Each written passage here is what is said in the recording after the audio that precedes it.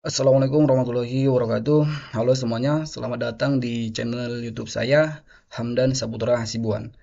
Saya adalah mahasiswa semester 5 dari program Studi Pendidikan Teknologi Informasi. Dan video kali ini adalah bagian dari tugas mata kuliah Arsitektur dan Organisasi Komputer yang dibimbing oleh dosen pembimbing akademik kami, Ibu Mira Sartika Harhab, Sarjana Pendidikan.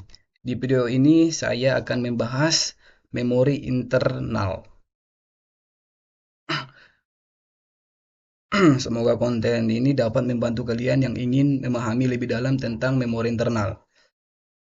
Jadi memori internal adalah komponen vital dalam setiap perangkat elektronik, penyimpanan data dan instruksi yang diperlukan untuk pengoperasian yang lancar.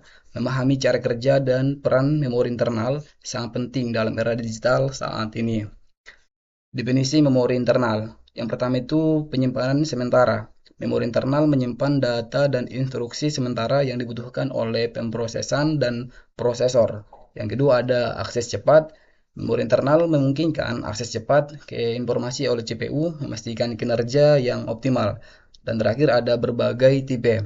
Terdapat berbagai jenis memori internal, masing-masing dengan karakteristik dan fungsi yang berbeda-beda.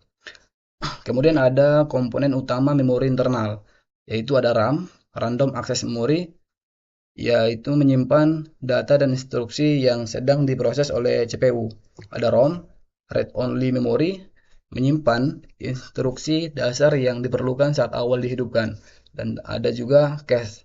Cache menyimpan salinan data dan instruksi yang sering diakses meningkatkan kecepatan pemrosesan. Kemudian ada tipe-tipe memori internal, itu SRAM, yang yang dimana stage RAM, memori cepat namun mahal, digunakan untuk cache pada prosesor. Ada juga DRAM, Dynamic RAM, memori utama yang lebih murah namun membutuhkan penyegaran berkala. Yang kemudian ada EEPROM, itu electrically reversible, programmable ROM, memori non volatile yang dapat diprogram ulang. Dan kemudian ada flash, memori non volatile yang cepat dan dapat ditulis ulang, banyak digunakan pada perangkat portabel.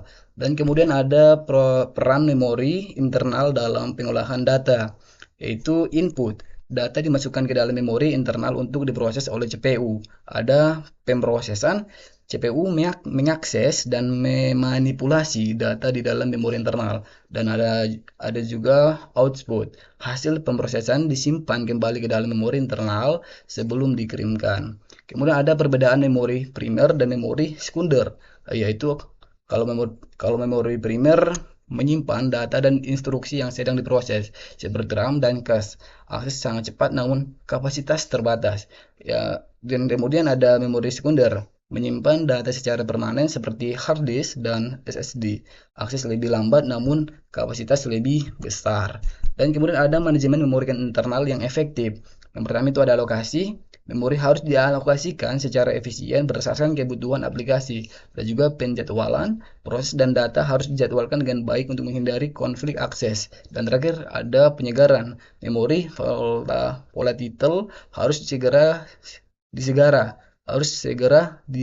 disegara secara berkala untuk mempertahankan interaksi data.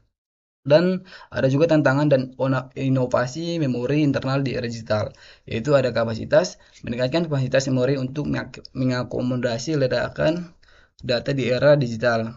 Ada juga kecepatan, memori mempercepat akses data untuk memenuhi kebutuhan pemrosesan real time.